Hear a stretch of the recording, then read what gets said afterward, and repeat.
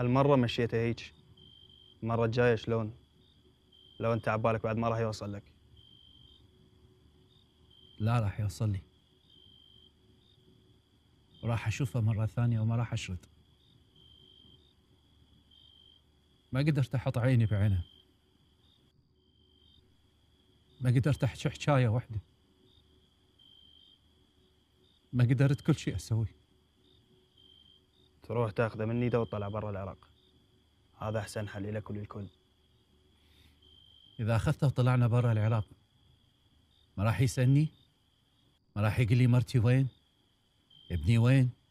أخويا؟ أختي؟ إيش راح أقول له؟ إيش أجاوبه؟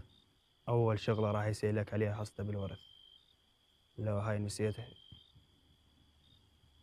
لا ما نسيتها، حصته بالورث جاهزة، إيش وقت ما يريد حاضرة.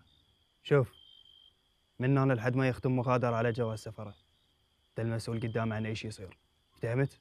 مصعب، هواي جاي تضغط علي، تراني بشر وعندي طاقة. بعدين لا تنسى هذا اللي تحاكيني عليه هذا أخويا ابن أمه وأبويا. هذا الحكي روح قوله لمرتك، وقولها ابراهيم اخويا، واسمعها ايش راح تقول.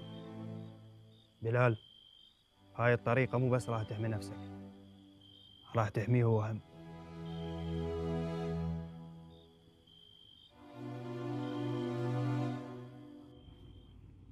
ماما،